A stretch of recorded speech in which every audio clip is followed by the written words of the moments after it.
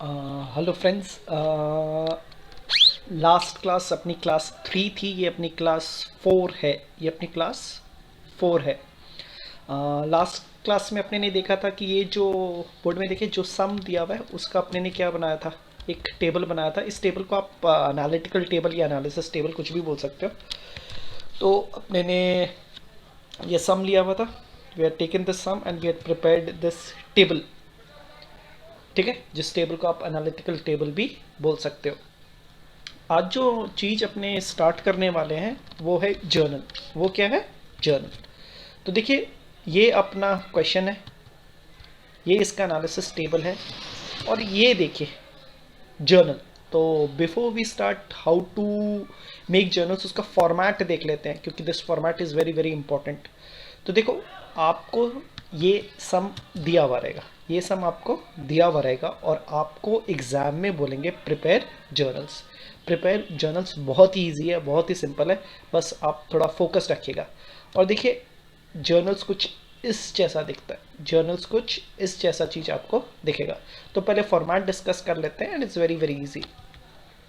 Format में सबसे important point one देखिए, पहले तो यहाँ पे क्या लिखा हुआ देखिए, journals in the books of mister Ram. तो आपको सबसे इंपॉर्टेंट क्या करना है, एक टेबल बनाना है, जर्नल का फॉर्मेट बनाना है, उसके ऊपर क्या लिखना है, journals in the books of mister Ram. Mister Ram कौन है? ओनर है। तो जिसकी बुक्स आपको बनाने बोलेंगे, बोलेंगे ए की बुक्स बनानी है तो journals in the books of mister A.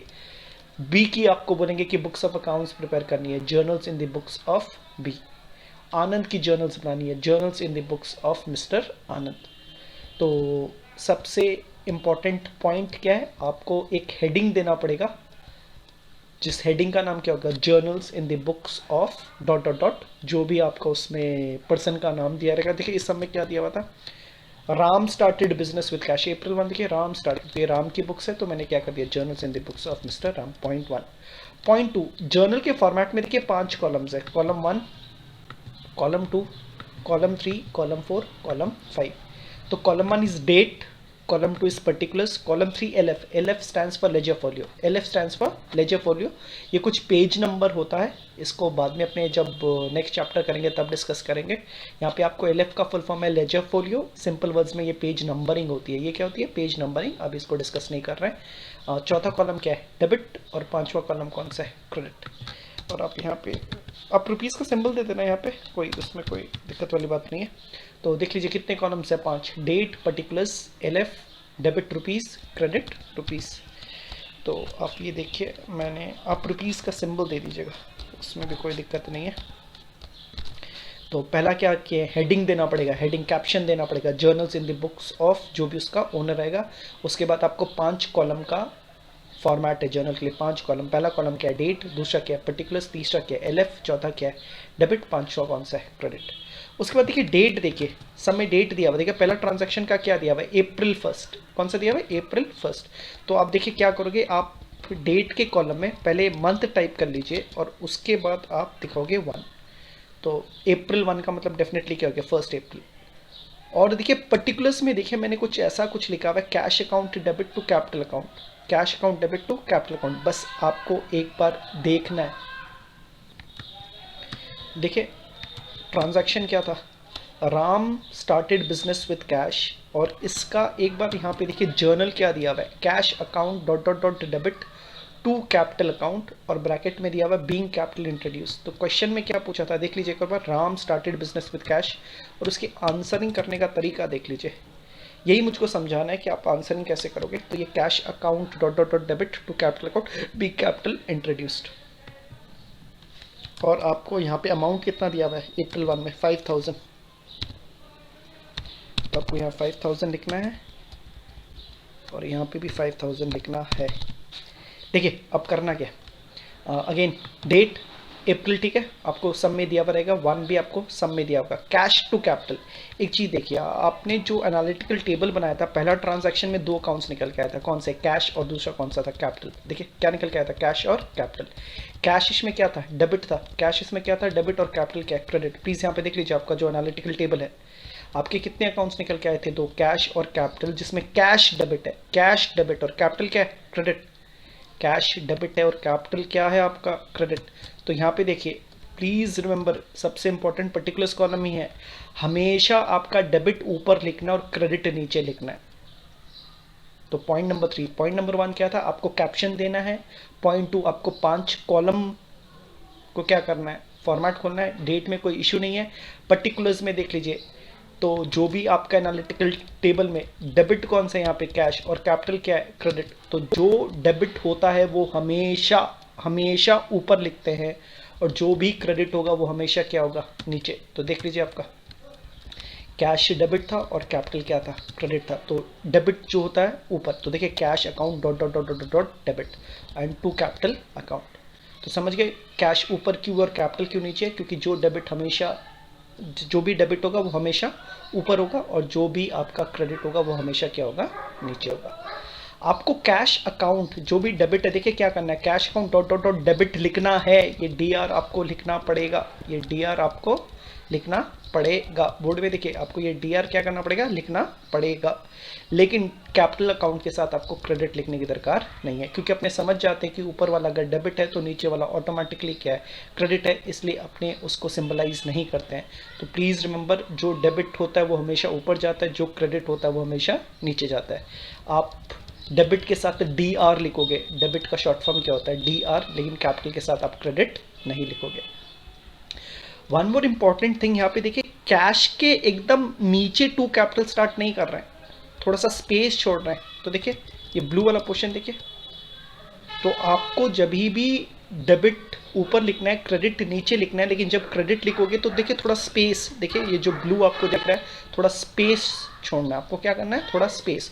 And उसके बाद क्या लिखना है, टू कैपिटल। उसके बाद क्या लिखना है, टू कैपिटल। तो अगेन रिपीट कर रहा हूँ क्योंकि मैं बार बार करके दिखाऊंगा, पूरा क्लास इसी के ऊपर डिस्कशन है। जो डेबिट है वो ऊपर होगा, जो कैपिटल है वो नीचे रहेगा। पॉइंट 2, आपको डेबिट के साथ डॉट डॉट डॉट करके डी आर लिखना है, जो कैपिटल वाला पोर्शन है उसके साथ आपको सी आर नहीं लिखना है। पॉइंट 3, आप जब डेबिट ऊपर लिखोगे कैपिटल नीचे लिखोगे, लेकिन प्लीज़ आप थोड़ा सा स्पेस छोड़ देना, आप थोड़ा सा स्पेस छोड़ देना। एकदम कैश के एकदम नीचे आप टू कैपिटल स्टार्ट नहीं कर सकते। यहाँ पे देखिए कैश के नीचे स्टार्ट नहीं कर रहा हूँ, थोड़ा सा स्पेस छोड़ा हूँ। देखिए थोड़ा स्पेस जो ब्लू में है वो स्पेस छोड़ा हूँ, उसके बाद क्या लिखा हूँ, टू कैपिटल अकाउंट। तो तीसरा पॉइंट क्या, थोड़ा स्पेस। और जो क्रेडिट होता है उसके सामने आपको क्या लिखना है, देख लीजिए जो क्रेडिट होगा उसके नीचे क्या, उसके सामने आपको क्या लिखना है, टू। तो ये to itself is a credit, to का मतलब ही क्या है, क्रेडिट होता है। तो 4 इंपॉर्टेंट पॉइंट्स है, डेबिट ऊपर, क्रेडिट नीचे, जो डेबिट है उसके साथ डॉट डॉट डॉट करके आपको डेबिट लिखना पड़ेगा, और कैपिटल के साथ आप क्रेडिट नहीं लिखोगे। तीसरा, कैश ऊपर लिखोगे, कैपिटल नीचे तो लिखोगे, लेकिन कैपिटल के पहले आप थोड़ा स्पेस छोड़ोगे। और पॉइंट 4, जो क्रेडिट होगा उसके साथ आपको एक वर्ड एसोसिएट करना है, उस वर्ड का नाम क्या है, देख लीजिए, टू। क्या लिखना है, टू। इस ओके। अब देखिए डेबिट कैश अकाउंट डेबिट कितना किया हो, देखो तो डेबिट का जो है डेबिट कॉलम में डाल दीजिए 5000, और जो क्रेडिट का कॉलम है वो कितना चला जाएगा, क्रेडिट में चला गया। तो डेबिट जो है उसको डेबिट में ही डाल दीजिए, और जो क्रेडिट पोर्शन का है पर्टिकुलर्स में उसको किस कॉलम में डाल दीजिए, क्रेडिट कॉलम में डाल दीजिए। किस कॉलम में डाल दीजिए, क्रेडिट। तो जो डेबिट में अमाउंट आएगा वही क्रेडिट में आएगा। तो ये मेरा 0.5 है, ये मेरा क्या है 0.5। डेबिट को डेबिट में डाल दीजिए, क्रेडिट को क्रेडिट में डाल दीजिए। 0.6 देखिए ये क्या लिखा हुआ, बीइंग कैपिटल इंट्रोड्यूस्ड। देखिए कैश टू कैपिटल, आप इतना ही समझ जाओगे कि कैश टू कैपिटल को अगर मैं इंग्लिश में आपको रिपीट करने बोलूँगा तो आपको समझ में आ जाएगा कि कैश टू कैपिटल का मतलब होता है being capital introduced by the owner. तो आप कैश टू कैपिटल देखोगे ना, आपको पता है कि ये तो सर ने समझाया, बीइंग कैपिटल, जब भी कैपिटल इंट्रोड्यूस होता है तो उसकी जर्नल क्या होती है, कैश टू कैपिटल, ये आपको पता है।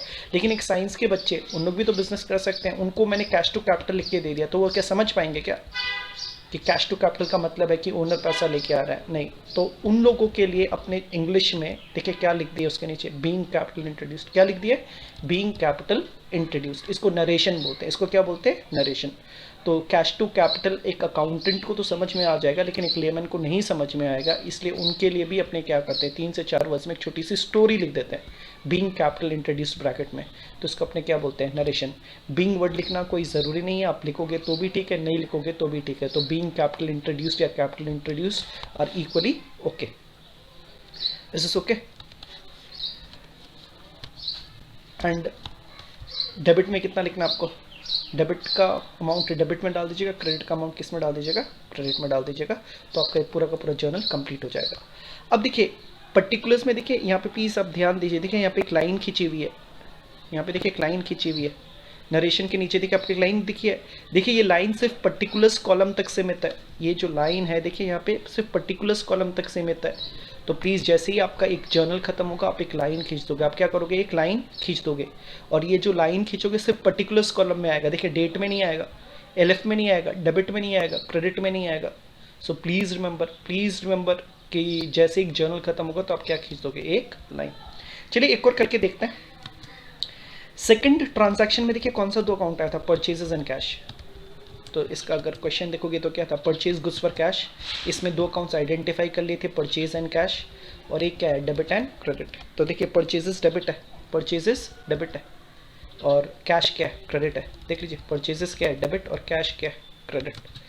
तो आंसर में देखिए अगेन जो डेबिट होगा वो हमेशा ऊपर रहेगा, जो डेबिट होगा वो हमेशा ऊपर रहेगा, और ये एंड तक क्या कर दीजिए, डेबिट। और कैश क्रेडिट था तो देखो ये बार नीचे लिख दिया हूँ। तो प्लीज़ एक और बार देख लीजिए आप, ये अप्रैल 2 में परचेजेस और कैश है, परचेज डेबिट और कैश क्या है, क्रेडिट है, परचेज डेबिट और कैश क्या है, क्रेडिट। तो जो भी डेबिट होता है वो हमेशा ऊपर होता है, जो कैश होगा वो क्या होगा, नीचे। पॉइंट 1, परचेजेस के साथ देखो मैंने डेबिट लिखा है, लेकिन कैश के साथ मैंने क्रेडिट नहीं लिखा है। पॉइंट 3, परचेजेस ऊपर लिखा हूँ, कैश नीचे लिखा हूँ, लेकिन देखिए अगेन क्रेडिट लिखने से पहले, क्रेडिट वाला पोर्शन लिखने से पहले मैंने थोड़ा स्पेस छोड़ दिया है।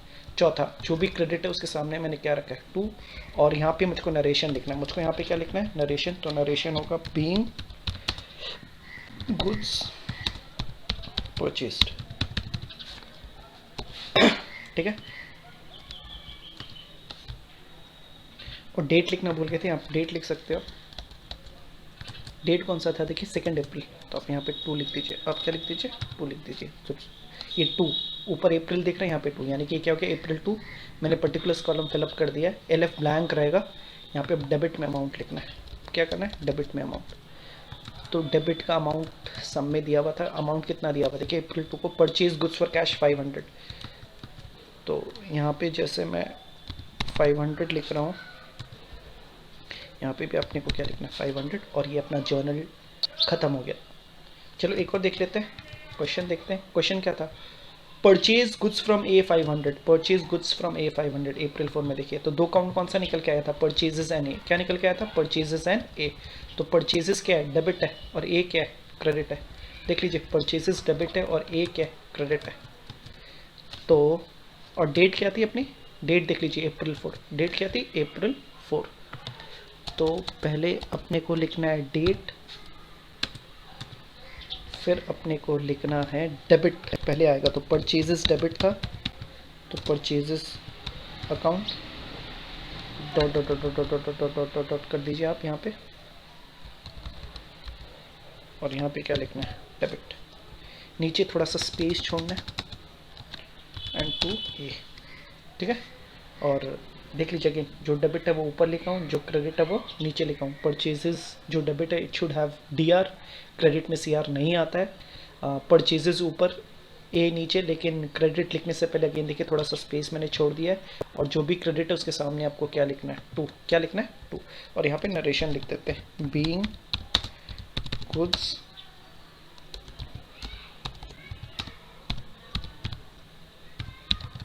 परचेज्ड फ्रॉम ए, खत्म। और देखिए मैंने लाइन खींच दी है, लाइन खींचनी है तो पर्टिकुलर्स में ही लाइन है। अब अमाउंट, अब क्या लिखना है, अमाउंट। अमाउंट कितना था, देखिए परचेज गुड्स फ्रॉम ए 500 है वापस से, तो अमाउंट कितना लिख दीजिए, 500। और यहाँ पे भी कितना आ जाएगा, 500। तो अगर आपका ये एनालिटिकल टेबल आराम से बन जाता है, ये अगर आपका एनालिटिकल टेबल, अगेन देख लीजिए एक और चीज़ ध्यान दीजिए, अपने को एग्ज़ाम में सीधा जर्नल बनाने होते हैं। तो एग्ज़ाम में ये क्वेश्चन दिया हुआ रहेगा और आपको सीधा क्या बनाना है, जर्नल्स। यानी कि ये जो टेबल बनाए हैं ये आपका वर्किंग नोट है, आपको ये ब्रेन में सोचना है, आपको ये क्या करना है, ब्रेन में सोचना है। जब तक आप 1-2 सम करते हो ये बहुत ईजी हो जाता है, इसमें कोई भी इशू नहीं आएगी, बहुत ही सिंपल है। तो क्वेश्चन दिया हुआ रहेगा, तो अगेन देख लीजिए ये मेरा क्वेश्चन है, ये मेरा क्वेश्चन है। और आंसर क्या होगा इसका? जर्नल्स होगा। तो आप बोलोगे कि ये जो आपने टेबल सीखा ये एक वर्किंग नोट है जो कि आपको ब्रेन में दौड़ाना है, क्योंकि जब तक आप दो अकाउंट्स आइडेंटिफाई नहीं करोगे और उसको डेबिट क्रेडिट में क्लासीफाई नहीं करोगे तो जर्नल में आपको कैसे पता चलेगा कि कौन सा ऊपर लिखना है और कौन सा नीचे लिखना है। तो since you want to know कि कौन सा ऊपर लिखना है कौन सा नीचे लिखना है, क्योंकि इट इज फिक्स, ऊपर तो डेबिट ही लिख सकते हैं, नीचे तो क्या लिखेंगे? क्रेडिट ही लिखेंगे।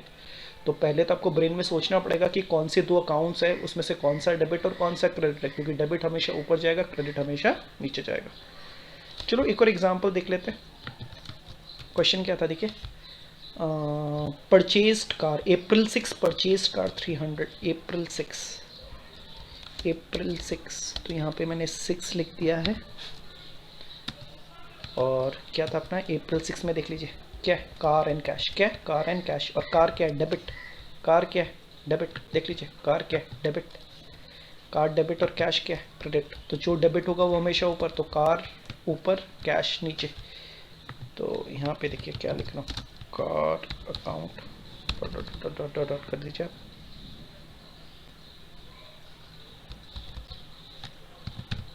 डेबिट, थोड़ा सा स्पेस छोड़ के टू कैश अकाउंट। ठीक है, और यहाँ narration being car purchased. Simple English में लिख सकते हो, कोई इसका वो नहीं है। और इसके नीचे एक लाइन आ जाएगी। अमाउंट देख लेते हैं, सब में अमाउंट हमेशा अमाउंट दिया हुआ रहेगा। अमाउंट कितना दिया हुआ है? बीइंग कार 300, कितना दिया हुआ है? 300। तो आप यहाँ आराम से यहाँ पे देखिए 300 लिख सकते हैं।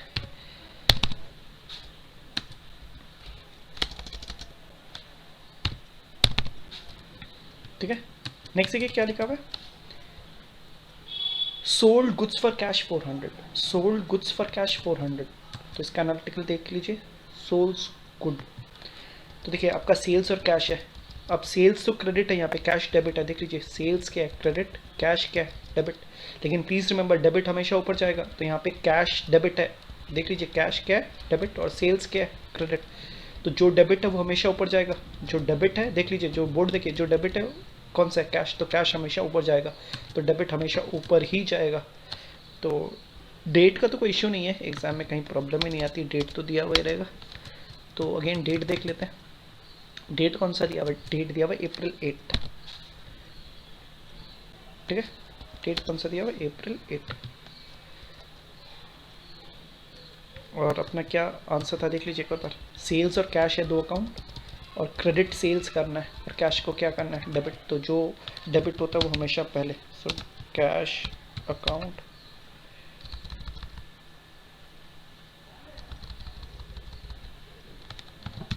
Debit to sales account. तो प्लीज़ रिमेंबर डेबिट हमेशा ऊपर होगा। तो आपका एनालिटिकल टेबल में देखना है कौन सा डेबिट और कौन सा क्रेडिट है। जो डेबिट होगा वो हमेशा ऊपर।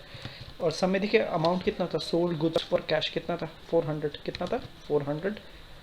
तो एक नरेशन लिख देता हूँ पहले, बीइंग गुड्स सोल्ड। काफ़ी इतना, बस नरेशन एक फॉर्मेलिटी है, लेकिन लिखना तो पड़ेगा वरना आपके मार्क्स डिडक्ट हो जाएंगे अगर आप फॉर्मेट फॉलो नहीं करोगे। तो कितना था? Sold goods for cash 400। तो अमाउंट तो देखिए ना, यहाँ पे मैंने क्या कर दिया 400।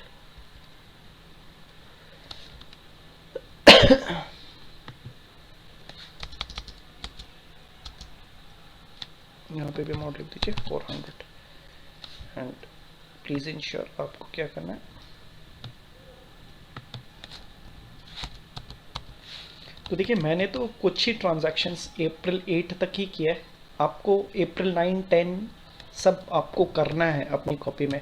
आपके पास एनालिसिस टेबल है, April 9 में भी आपको पता है कि कौन सा डेबिट और कौन सा क्रेडिट है। देखिए आपको April 9 में भी पता है, April 10 में भी पता है, April 12।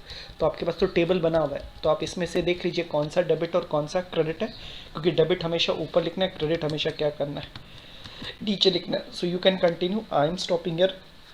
मैंने आपको 5 एग्जाम्पल्स दिखा दिया। आप अप्रैल क्या करोगे 9, उसके बाद आप जो भी ट्रांजैक्शन डेट कौन सा है, उसके बाद April 10, 12 के लिए आप बस रिपीट करते हुए जाओ। तो एनालिसिस या एनालिटिकल टेबल में देख लीजिए कौन सा डेबिट है कौन सा क्रेडिट है, उस डेबिट क्रेडिट के हेल्प से आप जर्नलाइज करते हुए जाओगे, जर्नल्स बनाते हुए जाओगे। हाँ, last thing before I complete this video, जब आपका पूरा सम हो जाएगा तो आप प्लीज़ जो भी डेबिट है उसका टोटल यहाँ पे लिख दीजिएगा। यहाँ पे देख लीजिए प्लीज़, बोर्ड में देखिए, तो जो भी आएगा यहाँ पे टोटल आ जाएगा, यहाँ पे क्या आ जाएगा, टोटल आ जाएगा। तो जब ये आपका सम खत्म होगा तो आप यहाँ पे क्या लिखते हो, टोटल, क्या लिखोगे, टोटल। फॉर एग्जांपल सोचो 5 ही ट्रांजैक्शन है सम में, ये ऊपर की 5 ही ट्रांजैक्शन सम में दी हुई है, तो इसका टोटल कितना आ जाएगा, 5000 + 500 + 500, 6000, 6400 एंड 300, 6700, 6700 एंड डेफिनेटली यहाँ का भी टोटल कितना आ जाएगा, 6700। फॉर एग्जांपल 5, आपके तो ज़्यादा ट्रांजैक्शंस है तो आप सारे ट्रांजैक्शंस के बाद टोटलिंग करके आप टोटल दिखा देना, तो आपका यहाँ पे जर्नल ख़त्म हो जाएगा। तो इम्पॉर्टेंट तो एनालिटिकल टेबल है, एनालिटिकल टेबल अगर आपको समझ में आ गया then journal becomes very easy. ये तो बस एक रिप्रेजेंटेशन है, ये तो क्या है, so analytical table was the understanding part, but this journal is the presentation part, it is what, presentation part.